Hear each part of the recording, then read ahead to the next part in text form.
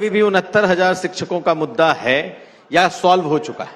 देखिए, 69,000 शिक्षक भर्ती में गड़बड़ियां हुई हैं और ये बात मैंने हमेशा से उठाई, सबसे पहले उठाई। ये एक ऐसा प्रकरण है जिसके लिए पिछड़ा वर्ग आयोग ने भी कहा कि भाई इसमें गड़बड़ी हुई है, लोगों के साथ अन्याय हुआ है। मैंने इस मसले को माननीय प्रधानमंत्री जी के समक्ष भी उठाया, हमारे गृह मंत्री जी के समक्ष भी उठाया, एक बार नहीं कई बार उठाया, मुख्यमंत्री जी के समक्ष भी इस विषय को उठाया और निश्चित रूप से इसमें छात्रों के साथ अन्याय हुआ है। हमारे अभ्यर्थी आज, अब तो बहुत लंबा समय हो गया, मसला कोर्ट में पहुंच गया, कोर्ट में इसकी लड़ाई चल रही है, अन्याय उनके साथ हुआ है और हम सरकार के बीच में लगातार प्रयास कर रहे हैं। हम 69,000 शिक्षक भर्ती के जो हमारे अभ्यर्थी हैं उनके साथ खड़े हुए हैं और मुझे पूरी उम्मीद है कि सरकार भी इस मसले को समाधान करने के लिए अब गंभीर हो चुकी है और इस मसले का समाधान होगा भी।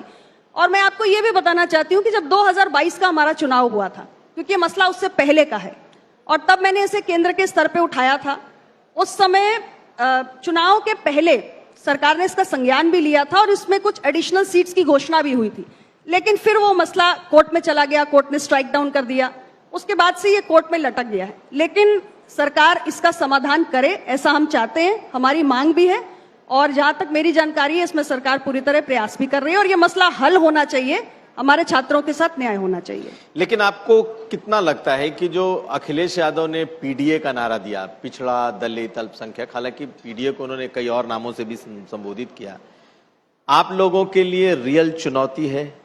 और अखिलेश यादव का 2024 में जीतना, खैर आपने कहा कि वो एक था, लेकिन 2027 में आपको लगता नहीं है कि आप लोग के सामने एक रियल चैलेंज है? पीडीए समाजवादी पार्टी के लिए, कांग्रेस पार्टी के लिए एक चुनावी जुमला है। पीडीए एनडीए में समाहित है और एनडीए के लिए पीडीए एक कमिटमेंट है और मैंने इस कमिटमेंट के आपको एक नहीं 100 उदाहरण दिए। आप मुझे बताइए, कास्ट सेंसस का निर्णय क्या समाजवादी पार्टी की सरकार नहीं कर सकती थी? राज्य में सरकार चलाई है ना, बिहार में नीतीश कुमार जी ने कास्ट सेंसस कराई, वो एनडीए का अंग है। अगर वो करा सकते थे, समाजवादी पार्टी ने क्यों नहीं कराई? करा सकते थे ना। समाजवादी पार्टी के कार्यकाल में यश भारती पुरस्कार दिए जाते थे, उसमें कितना पीडीए था? एक बार उसका आप पलट के देख लीजिए कितने पीडीए थे उसमें। तो हमारे लिए कमिटमेंट है और इसीलिए मैंने आपको तमाम उदाहरण जो दिए, पीडीए के हक में एक नहीं कई फैसले जो सालों साल संसद से लेकर राज्यों में अटके रहे, वो हमारी सरकार ने किए, एनडीए ने किए, हमारे गठबंधन ने किए। इसलिए हमारे लिए चुनावी जुमला नहीं है, हमारे तो दिल में पीडीए है और पिछड़ा, दलित, कमजोर, आदिवासी, इसके लिए हमारी सरकार काम करती है। लेकिन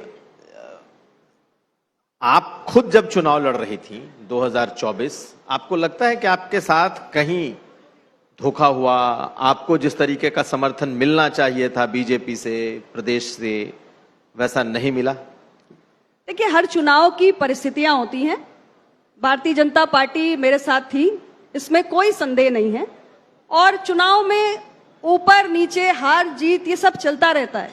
एक चुनाव था, मार्जिन कम हो गया, लेकिन मिर्जापुर की जनता ने अंततः आशीर्वाद दिया ना, तीसरी बार मेरी हैट्रिक लगी है। तो कहीं ना कहीं बहुत सारे लोग आपके विपक्ष में होते हैं, प्रयास करते हैं, लेकिन कुछ तो कमाई हमने की थी, लोगों के दिल में कोई जगह बनाई थी, इसलिए जीते भी हैं।